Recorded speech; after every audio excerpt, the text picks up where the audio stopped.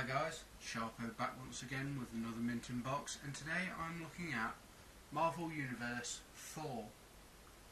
While I'm a big fan of comic books, I tend to lean more towards DC than Marvel, but I do like some characters, and Thor is one of those. Sure, I haven't read a decent Thor story in a good number of years, but I still like the idea of the character. And I really like this incarnation. Like I said, I'm not the biggest Marvel fan, and that extends to the toys as well. I've picked up a couple of the movie universe toys, like for Iron Man 2 and Thor, but they've been hit and miss. So, with some insight into how this figure stacked up against previous lines, I'm going to hand you over to a very special friend of mine, Mr. JJ Hawkins. Take it away, sir. Hello and welcome to a little thing that I like to call Men with Beards Talking About Toys. Now, Sharpo asked me to talk a little bit about this Thor figure, but before I get into it too much, let me just say a little bit of something of how I feel about where Marvel toys are right now, because I love Marvel comics and I love toys, so, and it seems like it's been a rocky couple of years where we've gotten what seemed like higher end toys, but weren't always, in my opinion, up to snuff. With the Marvel Legends action figures, God knows these are beautifully sculpted, but in a way, they might as well just be statues, because toys, I believe, are meant to be played with.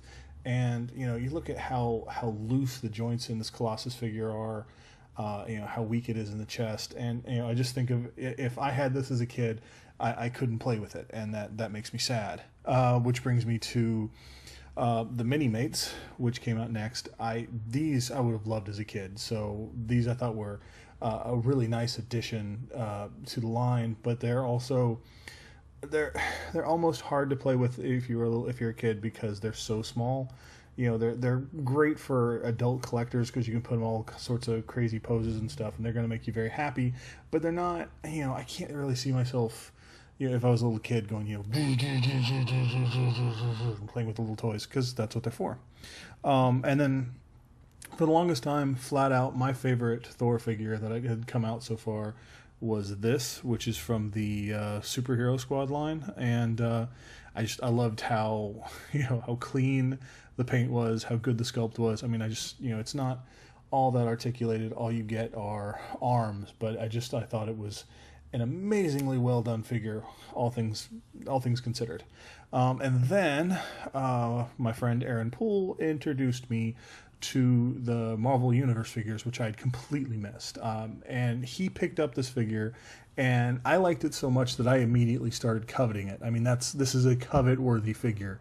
In fact, I was driving my friend Jason so nuts that when we got out of Dragon Con, he bought it for me, I think, just to get me to shut up. But if you look at this is almost the best of all worlds. It looks immediately like the modern day Thor. The way it looks in the comics, it's not the comic. It's not the costume that I was reading. This is more of the, because I started reading Simonson era Thor, and this would be closer in costume to that. This is the relaunch, the Straczynski relaunch, but it's just beautifully sculpted. I really like the fact that this new design of Thor, the face looks like he's been hit in the head with mystical armor over and over and over, because he's got a warrior's face as opposed to the god's face, and everything about this says, let's go out and fight. But it's as beautifully sculpted, in my opinion, as the larger unplayable figures, but this also just screams, if I was a little kid, I would never stop playing with this toy. The one thing that I would say is a downside, I think it's because its feet are so small, it does not stand by itself. I'm not a big fan of toys that have to have a stand, and from what I can tell so far, this does, because I've only gotten him to lean against things. But that's really a minor nitpick in what I think has turned out to be just an absolutely beautiful toy. It's well articulated, well sculpted, incredibly well painted, and when you compare it in size to like the Star Wars figures I had as a kid, there was never anything anywhere near this high quality. So I'm in love with it. I would definitely say that if you are looking for if you're looking for a Thor figure, you cannot do better than this one. And because I love this one better actually than some of the more high-end ones that I've seen. As JJ pointed out, this figure comes from Hasbro's 4-inch Marvel Universe line and is based on the Straczynski-Koipel run on the comics from 2007. This is a major departure from the Kirby design of old, and I love it. It's far more suited to a warrior god with the chainmail and the heavy leather and the gorgeous flowing cloak. He's both regal and battle ready, and that's why I love this design. The paint on this figure is far above the standard of the god-awful movie lines. While they tended to be poorly constructed, come warped in the packaging, and be sloppily painted, the Marvel Universe line is known for having some exquisite quality for such a small scale, and Thor really epitomises this. His blue tunic and boots have washes and dry brushing applied to them, and the leather straps are almost pristine in the paintwork. The odd mishap, but nothing majorly obvious or deal-breaking. The sculpt is fantastic. Every material represented is done to a fine standard. Thor is one of the biggest figures in the line, standing 4 3/4 tall, and he's hench as hell. He's just a mountain of beef with a side order of top-heavy cape. I know JJ had some problems getting him to stand up without his stand, but I don't seem to have that problem. I have to fiddle with his centre of balance a little bit, but I can make him stand up without his base just fine. Hell, I can have him hold his base and it doesn't seem to hinder him that much.